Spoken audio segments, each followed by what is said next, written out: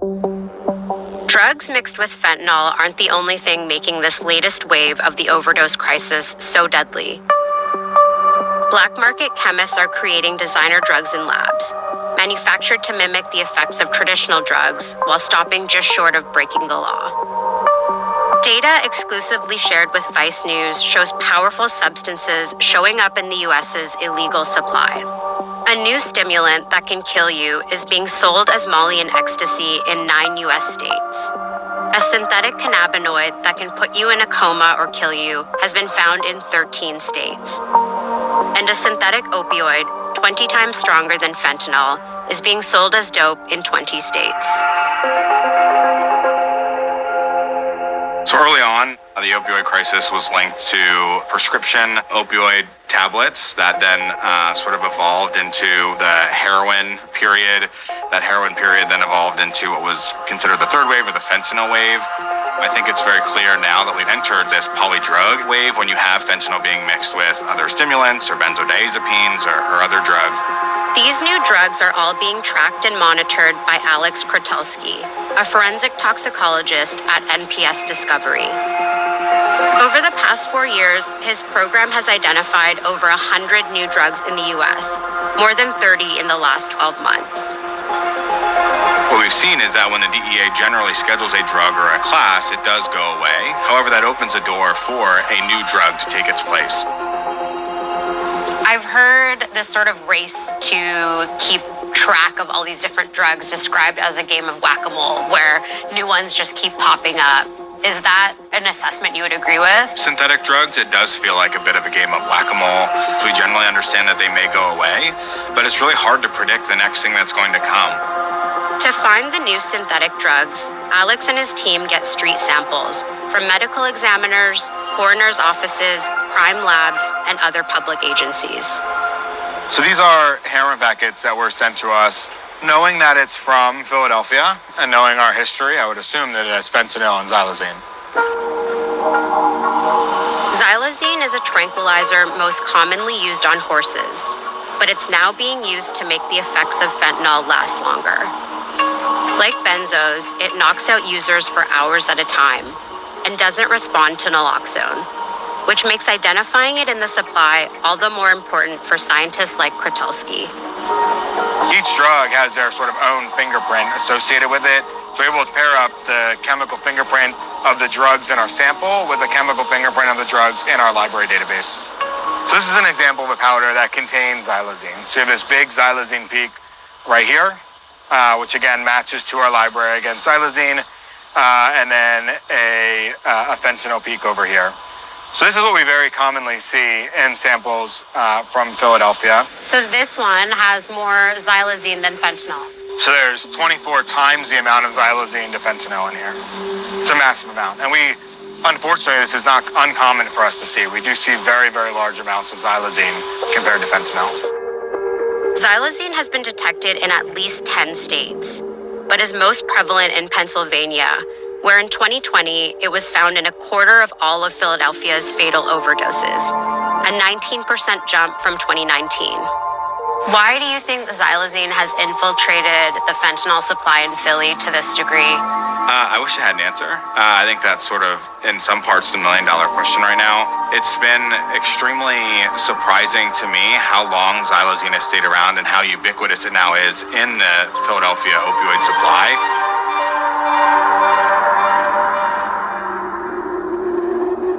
Fentanyl cut with xylazine is called tranq or tranq dope. Its impact in Philadelphia is most evident in Kensington. The neighborhood's commonly called an open-air drug market because people buy, sell, and use drugs like tranq right on the street. We have 8 tables today. Table 1, Narcan, fentanyl test strips, water, hand sanitizer, masks. 5 years ago, Sarah Laurel founded Savage Sisters, an organization that runs sober living homes, needle exchanges, and naloxone trainings. I ask that you just be really mindful that we are walking into their territory. This is their space. And we want to meet them with love and light and kindness. We're giving them everything that we can for free. We're here to help. And let's go serve our beautiful friends in Kensington. Oh, yeah, yes. When I was getting high, it was just fentanyl and heroin. And recently, they've been putting tranquilizer in it. And it is so dangerous because people are getting a lot of open wounds on their skin. They're getting infections, and they're continuously injecting it. They look like they are not alive.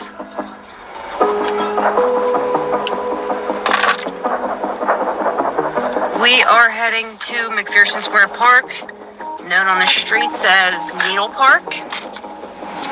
It's where we do our outreach every week, and it's where a lot of my friends are currently homeless.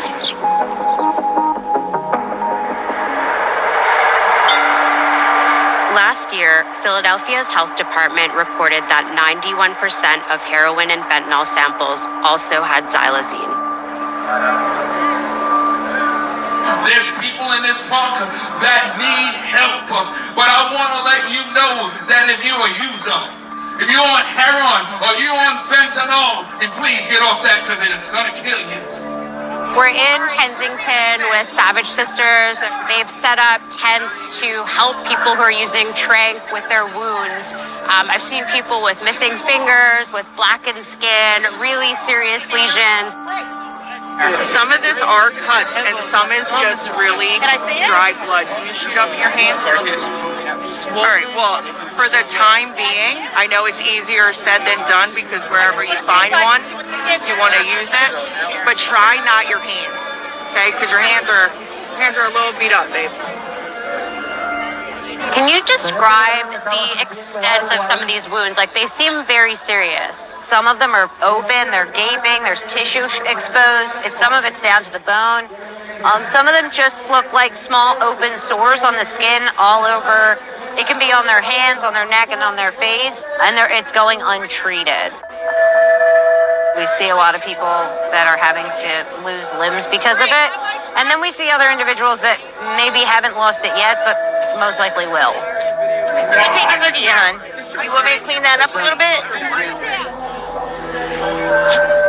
Can I see that finger over there? Let me get that cleaned up a little. Boy, this is angry. You need to be on an antibiotic or something. I mean, you don't want to lose more of your finger, right? You get yourself to that emergency room, okay, tomorrow?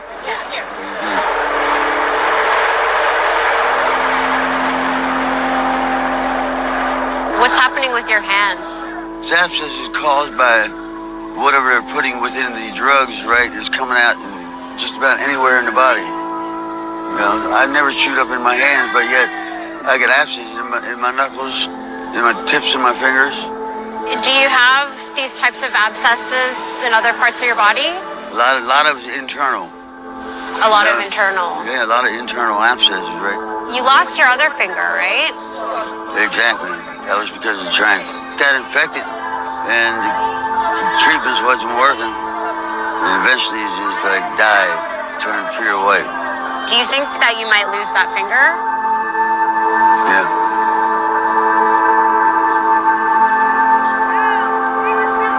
While some try to avoid tranq, others like Sam Brennan need it. How was the high different from the fentanyl? It's really not even like a high. It's like you do it and you go out, you don't remember going out, and you wake up and you're sick. And it's that quickly. And it's a way more intense sickness than fentanyl was. Like, brown dope was like you're hardly getting sick from that. That was like nothing. Fentanyl was a little bit worse, but this tranq is intense. Like you feel like you're literally gonna die. You've got sort of a cut on your neck. Yeah. It's It looks painful. yes, it's from interjecting with the xylazine, the tranq.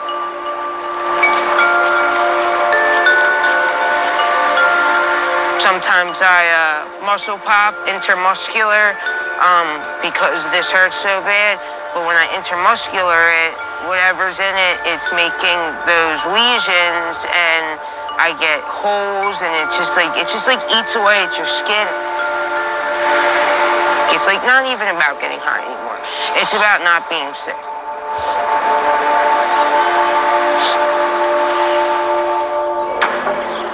One reason synthetic drugs are taking up so much space in the drug supply here might surprise you: U.S. foreign policy.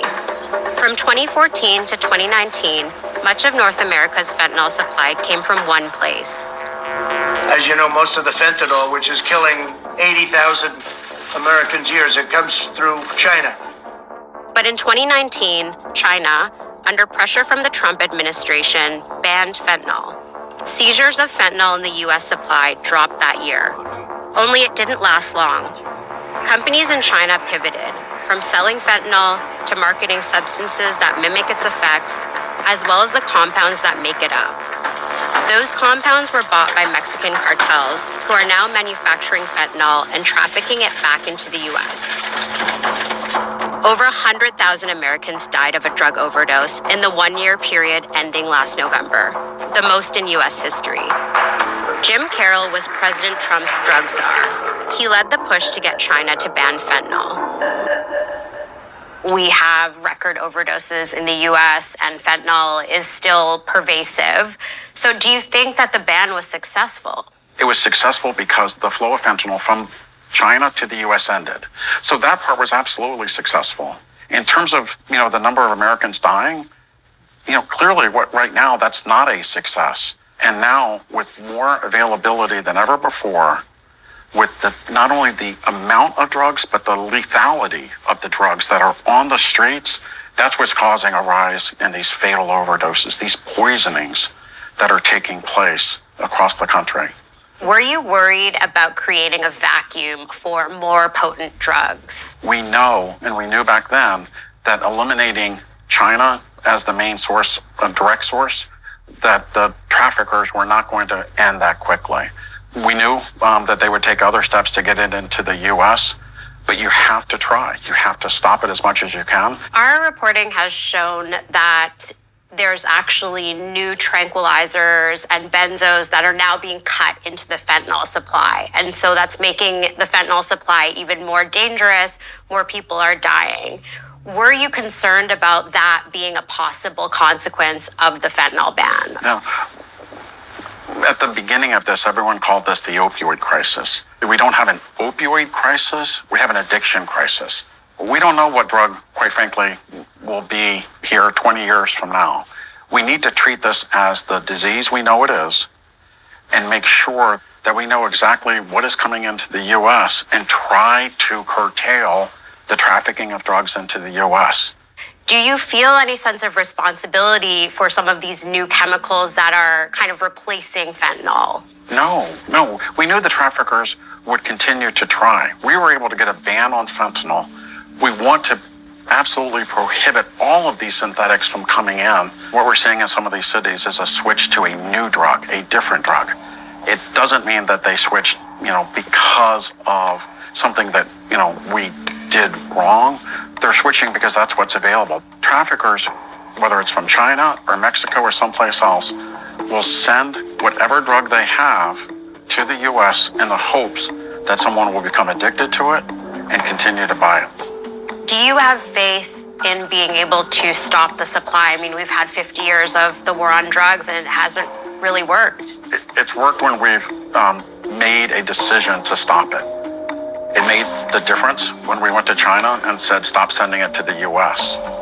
We were able to drive down the availability of some of these drugs. But now it's worse than ever. Teen overdoses are up as well, and apparently it's due to the potency of the drugs. Right, because it's cheaper and easier to have incredibly lethal synthetic drugs than ever before. That's partly because the chemicals used to make fentanyl, benzodope, and tranq dope are being sold online. A lot of the supply chains have kind of emerged through the internet. If you leave that out of the picture, then you're missing a lot of sort of that initial stage in the supply chain of where some of the stuff is coming from. Nicole Cook is a narcotics analyst tracking websites advertising these drugs on the open web. The websites can be sophisticated, with high-quality photos, product descriptions, and customer reviews. The companies often list CAS numbers, a string of digits that correspond with a known drug. The first step that I'll do is I will search for the CAS number. So if you don't know what it is for a specific chemical that you're interested in, you can really easily just bring it up on Google. You can search for example, xylazine. So once you have the CAS number for the chemical you're interested in, then you just enter it in here, and it will bring up sort of hundreds of advertisements for the chemical that you're interested in. So see, it looks like we have about 700 advertisements right now from 109 different suppliers. Wow. Wow. Yeah. 109 suppliers. Yeah. Just on this one site. Just on this one site. So here's another example of a xylazine advertisement. Minimum order quality is 1 kilogram, so quite large. But when you scroll down to the bottom of the advertisement, you have this other hot products section where you see it's just a list of, I don't know, maybe 20 or so. And right away to me, this jumps out. This is a fentanyl precursor. As far as I know, has nothing to do with animal tranquilizers or any sort of veterinary purpose. So this whole list here, I think, is probably going to be pretty useless to you if you're using xylazine and its like licit intended purpose. But could be very useful if you were an illegal drug supplier. Sure, yeah. Do you think that these companies realize that these chemicals are being diverted into the black market? I think that the way that they are advertised suggests at least a knowledge of who the end user ends up being, given that they're often bulking these chemicals together with other ones that can be used for fentanyl synthesis.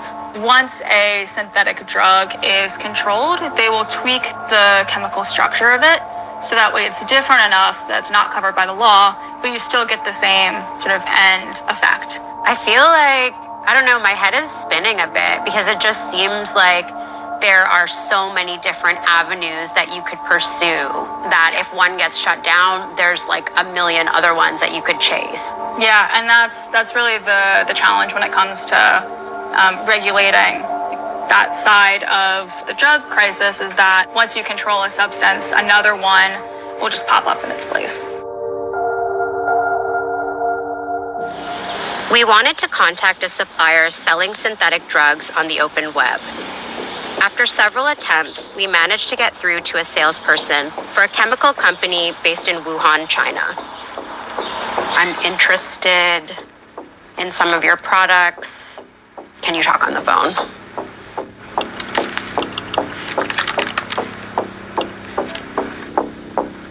Oh, typing. Sorry, friend, WhatsApp, unable to answer call. Okay. She's saying, which item are you interested in?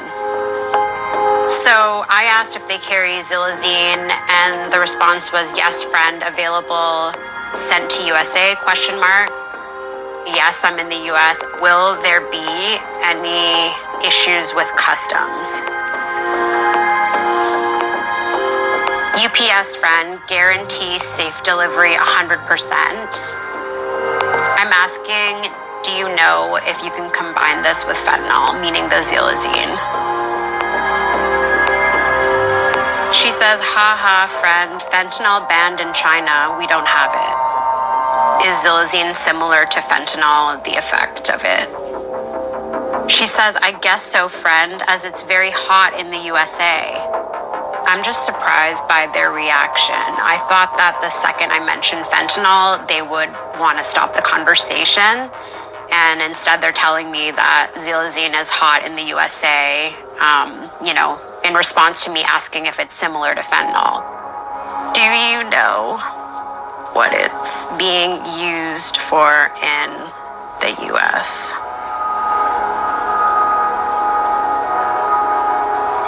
Friend, for safety, we never discuss with client for the purpose. Sometimes it's sensitive for clients, exclamation, and sometimes if clients told you they use chemicals to make forbidden drug, exclamation, then it's illegal for us to sell items to them. I'm asking if these products are legal in the US. They are legal in China, haha. I said, what if it gets seized by US police? They said, we resend you. So, very straightforward, very honest answers, and it just makes it seem that much easier to get your hands on pretty much any chemical you want. Like, this isn't even the dark web. To address the crisis, President Joe Biden is picking up where the last administration left off. In March, he released his 2023 fiscal year budget. It includes $18 billion for domestic and international law enforcement and to try to disrupt the flow of drugs into the U.S. But Biden's also proposing something no other president has done, a historic $85 million specified for harm reduction services, like getting people fentanyl test strips, sterile syringes, and naloxone. Only Congress still needs to pass it. And even if they do, dealers like Keisha warn it's not enough. The drugs are only going to get stronger. Eventually, there's not going to be anything to do with heroin or fentanyl. It's going to be all chemical, all from the dark web, all just something people have thrown in a bowl and sold it as fent or heroin. All the people I knew during when I was young, growing up, to now in the drug trade, they're all dead. I don't see anybody, nobody's face is familiar anymore. I could have been an athlete, but instead I chose the street, pumping dope and holding heat. Nothing but nightmares when I sleep. I woke up so many cold and hungry nights up in that bang, but I wouldn't change a thing. Almost 2 months after our trip to British Columbia, we learned that Gord's body was found under a bridge. He died of an overdose a month before his 40th birthday. On and lead, leaving him dead. The feds, I'm dodging and weaving them like Adrian Peterson. Yo. Something like that, right? You Not know? bad. Some East Coast shit, right? But I'm in the West, though, right? I still got time, but, like, I feel like it's closing in, right? And I gotta do something soon.